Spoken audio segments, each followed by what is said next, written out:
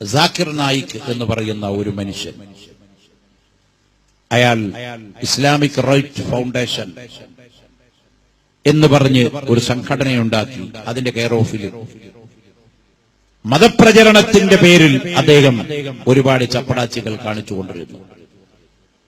അദ്ദേഹം പണ്ഡിതനല്ല, അദ്ദേഹം ഇസ്ലാമിനെ സംബന്ധിച്ച് ആധികാരികമായി പഠിച്ച വ്യക്തിയല്ല.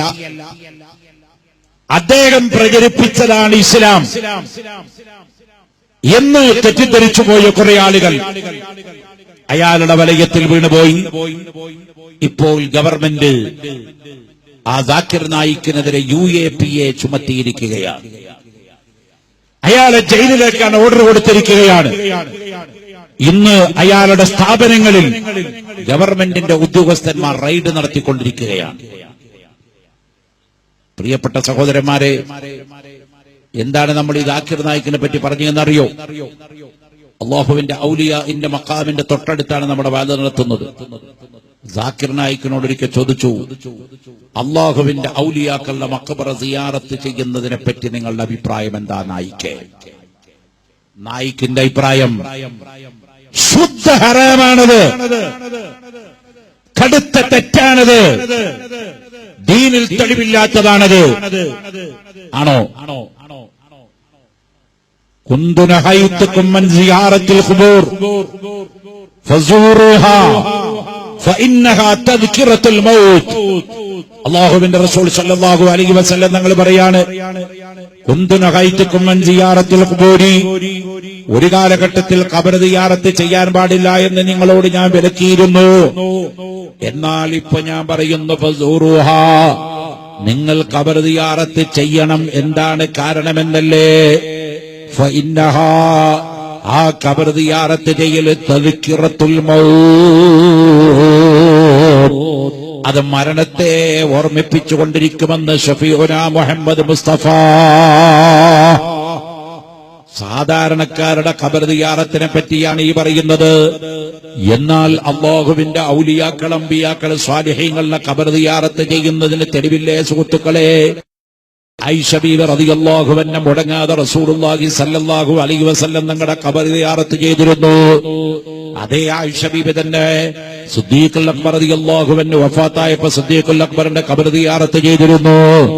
പിന്നീട് ഉമർ ഇബ്നുൽ ഖത്താബ് റളിയല്ലാഹു അൻഹു വഫാത്താകുകയും ആയിഷ ബീവിയുടെ സമ്മതത്തോടുകൂടെ സിദ്ദീഖുൽ അക്ബറിന്റെ ഖബറിന്റെ പിന്നിലായി ഉമർ ഇബ്നുൽ ഖത്താബിനെ ഖബറടക്കം ചെയ്തപ്പോൾ ആയിഷ ബീവി പറയാണ്, പണ്ട് ഞാൻ സിയാറത്തിന് പോകുമ്പോ ചിലപ്പോഴൊക്കെ തലമുടി പുറത്ത് കാണാറുണ്ട്, കൈ കുറച്ച് കേറാറുണ്ട്.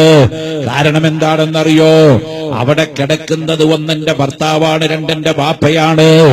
ഇപ്പോൾ അന്യവനായ ഉമർ ഇബ്നുൽ ഖത്താബിന്റെ ഖബറവിടെ വന്നതുകൊണ്ട് തലമുടിയുടെ ശകലം പോലും പുറത്ത് കാണാതെ, ശരീരത്തിന്റെ ശകലം പോലും പുറത്തേക്ക് കാണാതെ, ശരീരം മുഴുവൻ മറച്ചിട്ട് മാത്രമാണ് ആയിഷ ബീവി റളിയല്ലാഹു അൻഹ മരണം വരെ സിയാറത്ത് ചെയ്തത്.